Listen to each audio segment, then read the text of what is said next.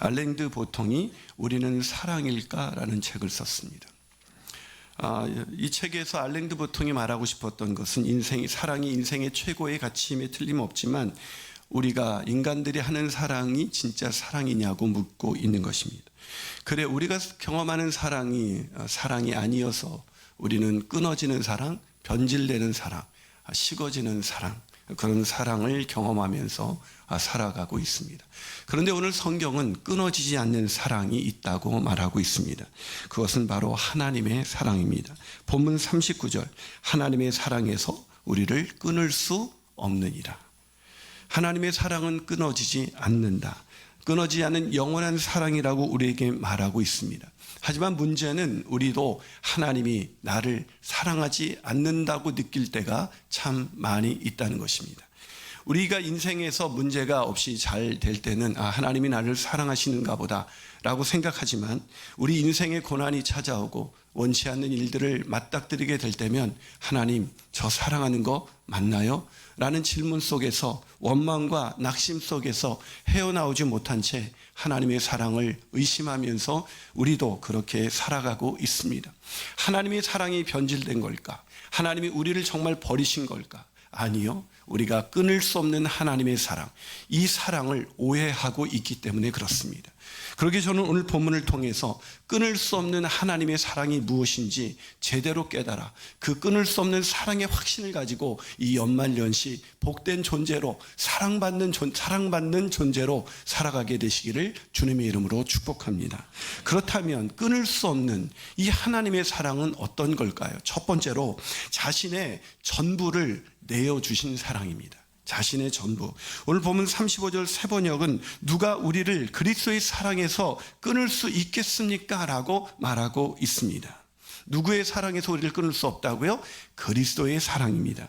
이 사랑이 어떤지 그 앞절에서 누가 정죄하리요? 죽으실 뿐 아니라 다시 살아나신 일은 그리스도 예수시다라고 얘기하고 있습니다. 그리스도께서 우리를 사랑하셔서 우리를 위해서 하신 것은 나 감정적으로 너희들 없으면 못 견디겠다. 너희들 너무 보고 싶어. 아마 이런 얘기를 하신 게 아닙니다. 그냥 예수님께서 우리를 사랑하셔서 우리에게 감미로운 어떤 언어나 우리가 원하는 어떤 것을 주신 것이 아니라 우리를 죄와 사망에서 건지셔서 십자가에 건지시기 위해 십자가에서 죽으시고 부활하셨다는 것입니다. 그래서 그 누구도 우리를 정죄할 수 없는 의로운 자로 우리를 살아가게 하셨다는 것입니다.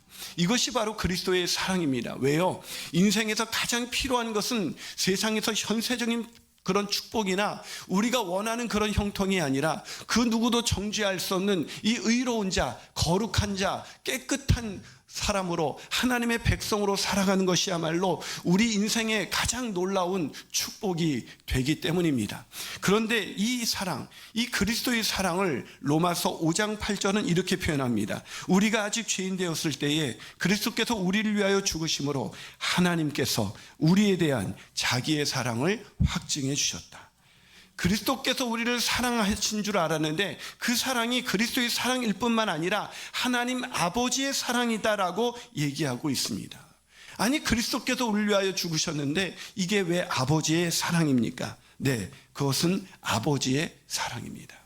여러분, 아무리 성자 하나님께서 우리를 사랑하셔서 자신을 내어준다 할지라도 그것을 결코 용인할 수 없는, 그것을 결코 허락할 수 없는 단 한 분이 존재하신다면 그분은 하나님 아버지입니다. 여러분의 자녀가 세상에 그 누군가를 위해서 자신의 생명을 내어주는 사랑을 실천하고 싶다 해도 그것을 반드시, 그것이 아무리 고귀하고 아무리 거룩한 일이라 할지라도 반드시 말리고 싶은, 아니 말려야만 하는 존재가 있다면 그 존재는 바로 부모입니다.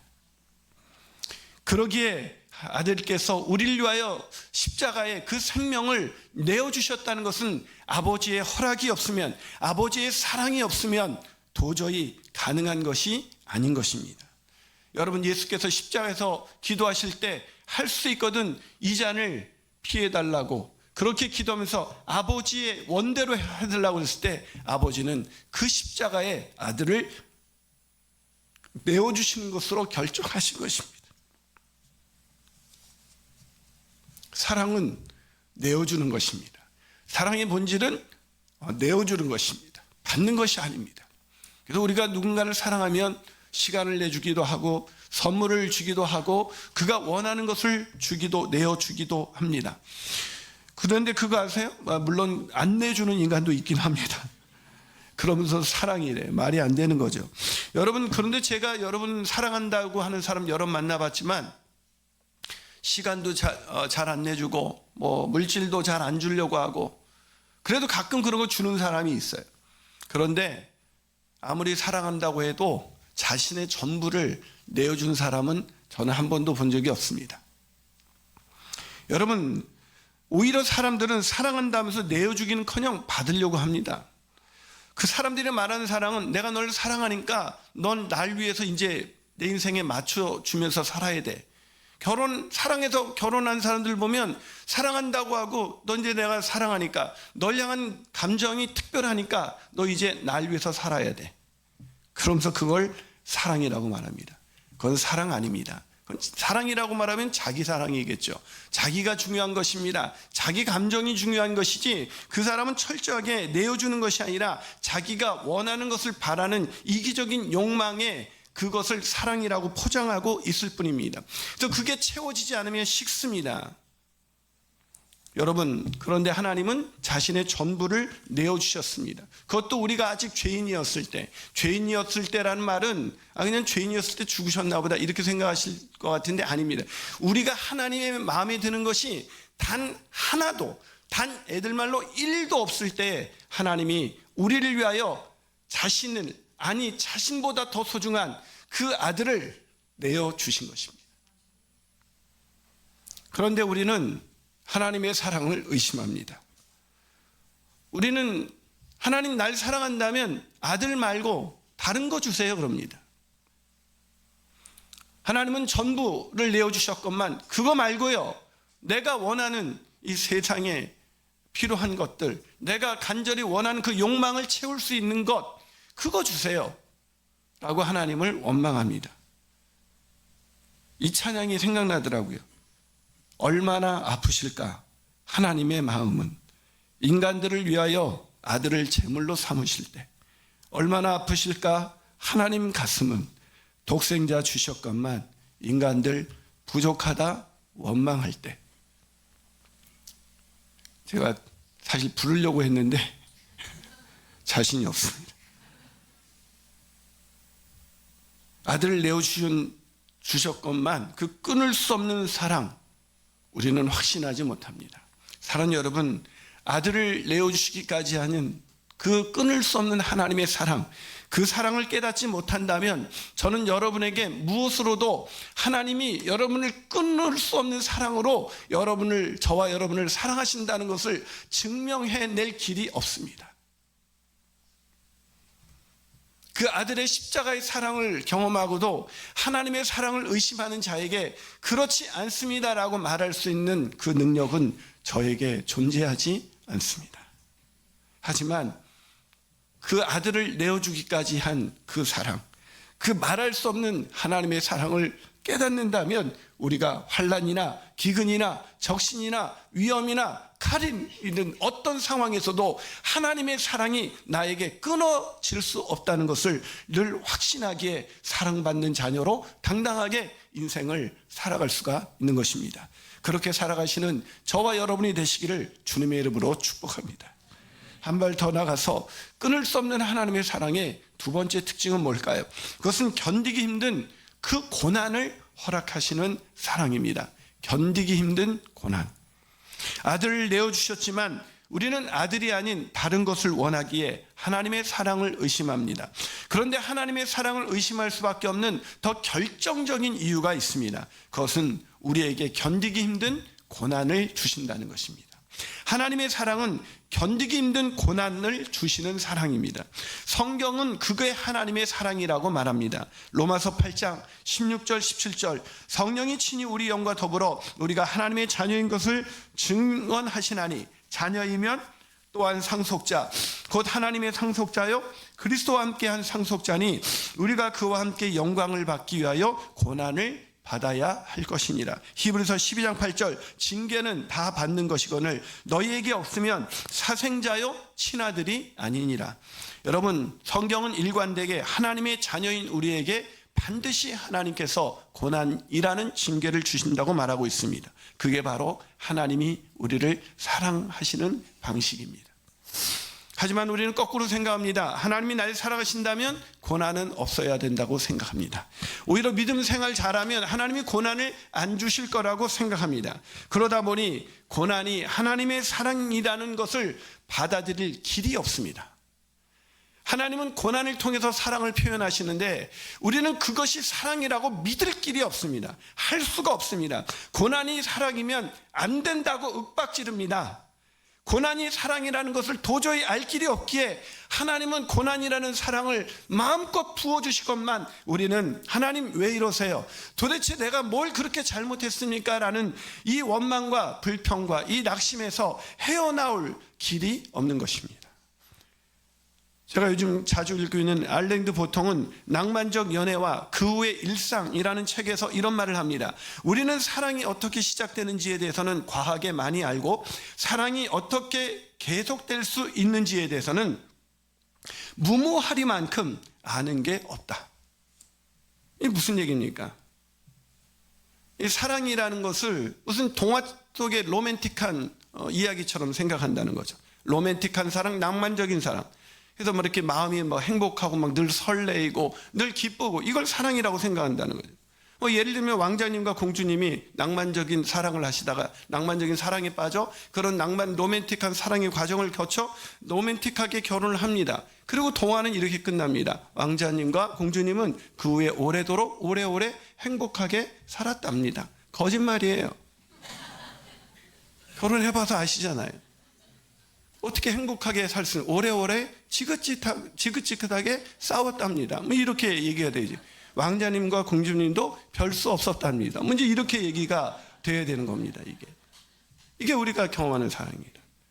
여러분, 우리는 어렸을 때 동화를 너무 많이 봐서 사랑, 낭만적인 사랑이 완전히 길들여져 있습니다. 그래서 사랑을 모릅니다. 사랑하면 아프지만 고난을 줄 수 있다는 걸 모릅니다. 사랑하면 아프지만 자식을 때려야 되는 걸 그 어린아이가 엄마가 왜 나를 때릴까 생각할 뿐이지 그 엄마의 깊은 사랑의 마음을 어떻게 헤아릴 길이 있겠습니까? 사랑하는 여러분, 낭만주의 이 로맨틱한 사랑이 사랑의 개념을 왜곡시켜 버리니까 감정이 끌리고 끌린 감정으로 서로의 관계를 사랑의 관계를 맺으면 그냥 오래오래 행복하게 살았답니다. 즐거운 일만 생겨야 된다고 생각합니다. 그래서 우리는 힘들면 사랑 아니라고 말합니다. 그렇게 말하듯이 고난은 하나님의 사랑일 수가 없다고 우리는 말합니다. 사랑하신다면 그럴 수는 없는 거라고 우리는 하나님에게 항변하고 있는 것입니다. 하지만 사랑은 고통입니다. 여러분, 우리가 아직 죄인 됐을 때 하나님이 우리를 사랑하셨습니다. 마음에 드는 것이 한 가지도 없다는 얘기죠. 일도 없습니다. 하는 짓들이 다 하나님의 마음을 아프게 하는 겁니다. 하나님이 우리를 사랑하셔서 제일 많이 하시는 게 뭘까요? 오래 참는 고통입니다. 고통입니다. 하나님이 저와 여러분을 사랑하셔서 제일 많이 하는 것, 그 지속되는 과정. 사랑은 그렇게 시작됐지만 십자가로 시작됐지만 십자가에서 끝나는 게 아니라 그 고통을 끌어안고 계속해서 가야 그게 사랑인 겁니다. 그래서 사랑은 오래 참는 것입니다. 사랑은 모든 것을 바라고 믿고 견디는 것입니다. 그래서 C.S. 루이스는 고통의 문제라는 책에서 말합니다. 오늘날 하나님의 선함은 거의 예외 없이 사랑이 많다는 뜻으로 이해되고 있다. 그리고 우리 대부분이 이 문맥의 사랑을 친절, 내가 원하는 대로 하나님께서 자생하고 기쁘게 마음 불편하지 않게 하는 그런 친절로 이해한다. 기독교에서 하나님이 인간을 사랑하신다는 말은 우리에게 무관심한 나머지 사심 없이 그냥 우리의 복지, 우리가 원하는 것 그냥 막 주는 그런 복지에 신경 쓴다는 것이 아니라 두렵고도 놀라우며 참된 의미에서 우리를 사랑의 대상으로 삼으셨다는 뜻이다. 이게 무슨 말입니까? 이어서 이런 말이 있어요. 하나님의 치료가 우리에게 고통스러울 수밖에 없는 이유는 우리가 너무나 오랫동안 자기 것으로 주장해온 의지를 되돌려드리는 일이 본질적으로 가혹한 고통이 될 수밖에 없기 때문입니다.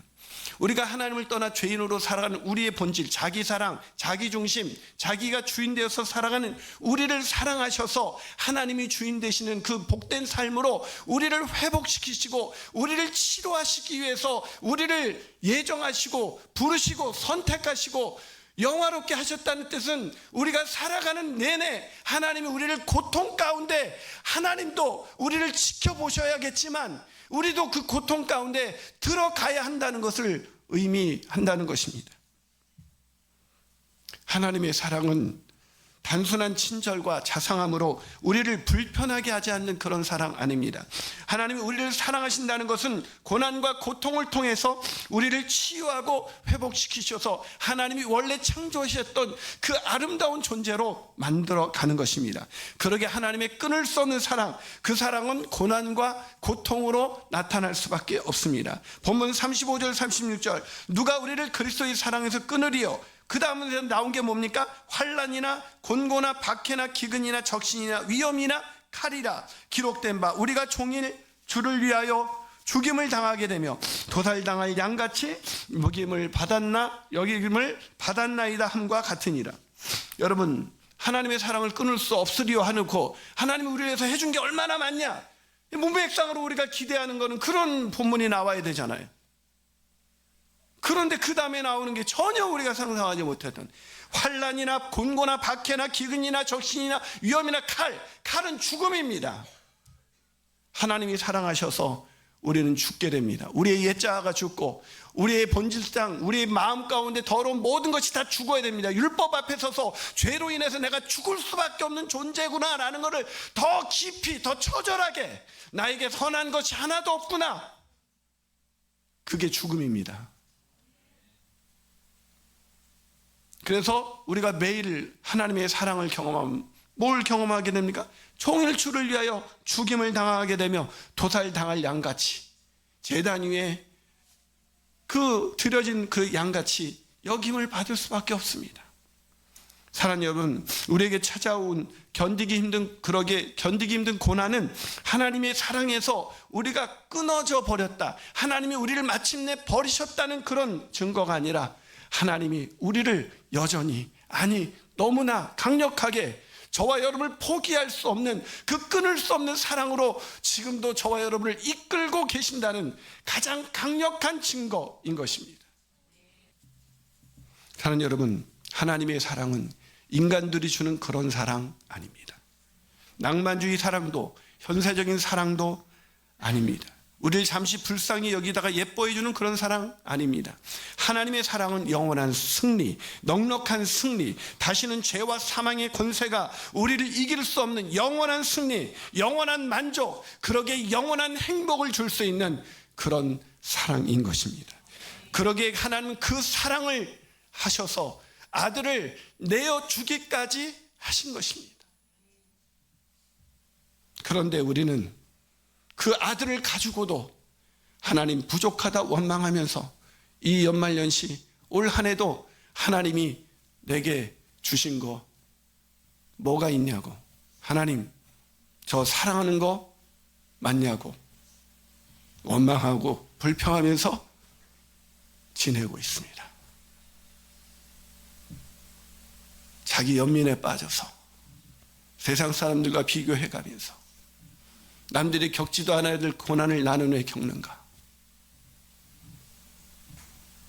불쌍합니다.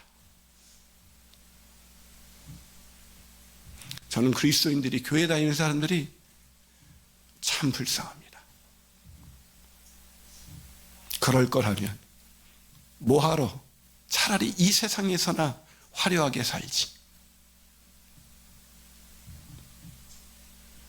끊을 수 없는 하나님의 사랑 확신하십시오. 심화반에서 나눴던 한 분의 간증을 나눕니다. 한 해를 돌아보며 힘들었고 외로운 마음도 들었지만 올해도 잘 버텨내었습니다. 20대 중반에 취업해서 지금까지 달려왔더니 쉬고 싶다는 생각이 듭니다. 보통 사람들은 이직을 하면서 한 달도 쉬고 그러는데 이직을 못해서 쉬어본 적이 없다 했더니 아내는 이직하라 합니다. 이직이 그렇게 쉽게 되는 것도 아닌데 내 능력을 여전히 과대평가하는 것 같아서 여전히 나에게 콩깍지가 씌워져 있는 아내의 그 힘으로 살아갈 용기를 주십니다. 직장 생활 속에서 너무나 고통스럽게 세상이 주는 무게감에 오늘도 살아가고 있습니다. 먹고 사는 것이 힘들고 사람들과 비교되는 것이 마음을 잡는 것도 쉽지가 않습니다. 그것보다 더 힘든 것은 내 안에 더러운 죄로 인하여 억누르는 무게감이 절대 가볍지가 않다는 것입니다. 이런 나에게 지난 금찬의 말씀으로 다시 일어날 힘을 주시니 감사했습니다. 아벨도 에녹도 노아도 아브라함도 모두 믿음으로 그런 허다한 증인들이 나를 둘러싸고 있었습니다. 또한 공동체 식구들과 함께 이 길을 걸어가고 있으니 모든 것이 은혜이고 감사하다고 고백하게 하십니다. 그 은혜가 오늘도 나를 이끄시니 나는 오늘도 예배의 자리에 가고 싶고 섬김의 자리에 다시 서고 싶습니다. 추수감사절 날 오후에 아버지로부터 전화가 왔습니다. 갑작스러운 전화에 놀랐습니다. 놀란 건 평소에 전화가 없었다는 의미이기도 합니다. 잘 지내냐는 안부 전화였습니다. 추수감사절이라 전화하신 것 같았습니다.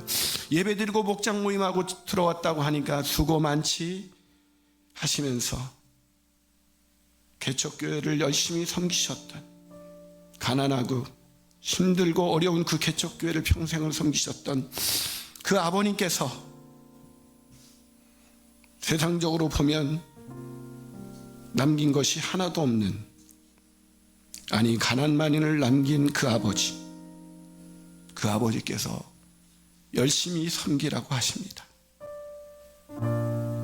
그 아버지의 말씀에 하나님의 나라가 보이고